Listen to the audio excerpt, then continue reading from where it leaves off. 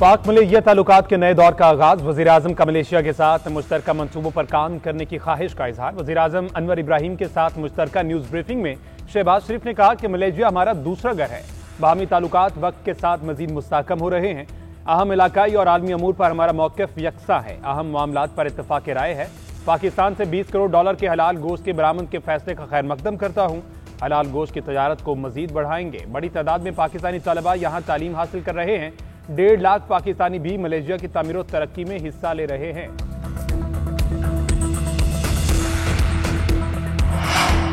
खित्ते में इस्तेहकाम के लिए पाकिस्तान और भारत के दरमियान अमन अहम है। दहशतगर्दी पर काबू पाने के लिए हर मुमकिन ताउन करेंगे। मलेशियन वज़ीर-ए-आज़म अनवर इब्राहिम की वज़ीर-ए-आज़म शहबाज शरीफ के हमरा न्यूज़ कॉन्फ्रेंस। कहा, वज़ीर-ए-आज़म शहबाज शरीफ के साथ मुख्तलिफ अमूर पर तबादला ख्याल किया। बरे सगीर की सूरत हाल और दहशतगर्दी पर बातचीत की है। गजा की सूरत हाल पर तबादला ख्याल किया है। दोनों चाहते हैं गजा में फ़लस्तीनी अवाम की मुश्किलात खत्म हों। तजारत, सरमायाकारी, हलाल सनत, तालीम, सियाहत और दिफा में ताउन के इम्कानात को दरियाफ्त किया जाएगा। इससे मलेशिया और पाकिस्तान के अवाम को बाहमी फायदा पहुंचेगा।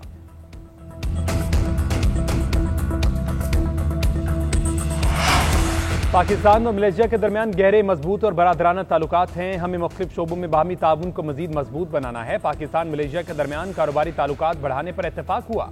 वज़ीर-ए-आज़म का बिजनेस फोरम से खिताब। कहा, पाकिस्तान में सियाहत के बेपनाह मौके मौजूद हैं। दोनों ममालिक के दरमियान सियाहत को फ़रोग़ देने की ज़रूरत है। IT, इलेक्ट्रॉनिक्स, तेल और गैस और दीगर शोबों में ताउन के मौके मौजूद हैं।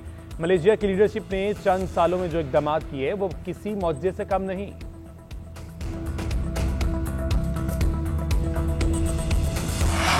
पाकिस्तान स्टॉक मार्केट में मंदी का रुझान। 4 नफसियाती हदें गिर गई। कारोबार के दौरान 100 इंडेक्स में 2900 से ज़ायद पॉइंट की कमी रिकॉर्ड की गई। मार्केट 1,65,997 की सतह तक गिरी। कारोबार का आगाज 1,68,990 पॉइंट से हुआ। बुलंद तरीन सतह 1,69,326 रही। पंजाब और सिंध हुकूमत के दरमियान खींचातानी शिद्दत इख्तियार कर गई। सदर मुमलिकत आसिफ अली जरदारी ने वफाकी वज़ीर दाखिला मोहसिन नकवी को फौरी कराची तलब कर लिया। सदर मुमलिकत आसिफ अली जरदारी और वज़ीर दाखिला मोहसिन नकवी के दरमियान टेलीफोनिक राब्ता भी हुआ। दोनों रहनुमाओं के दरमियान सिंध और पंजाब हुकूमतों के दरमियान कशीदगी के मामले पर बातचीत हुई।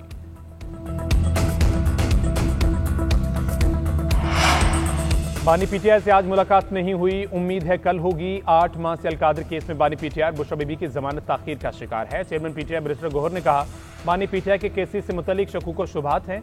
अदलिया पर अवाम का एतमाद कम होता दिखाई दे रहा है। हम हर समात पर ओपन ट्रायल से मुतल्लिक सवालात उठाते हैं।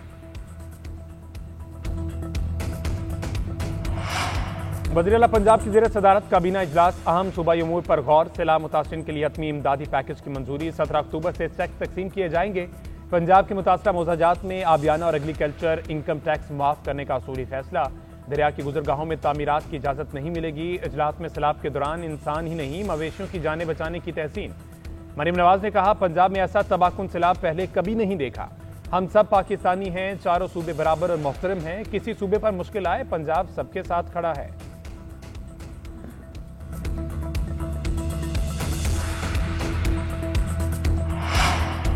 हमास और इसराइल के मुज़ाकरात आज से मिस्र में शुरू होंगे। बातचीत का अमल 2 रोज तक जारी रहेगा। यरगमालियों की रिहाई और माहदे पर बात होगी। मुज़ाकरात का महवर सदर ट्रंप का 20 निकाती अमन मंसूबा होगा।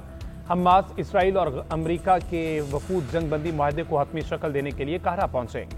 ट्रंप के दामाद जेड किशन और खुसूसी एलची मिस्र के लिए रवाना। मीडिया रिपोर्ट के मुताबिक ट्रंप मंसूबे को आगे बढ़ाने के लिए इसराइल और हमास दोनों पर दबाव डाल रहे हैं। इसराइली वज़ीर-ए-आज़म ने कहा, उम्मीद है तमाम यरगमालियों को छोड़ा जाएगा। और मीडिया ने दावा किया कि हमास आलमी निगरानी में गैर मुसल्लह होने के लिए तैयार है।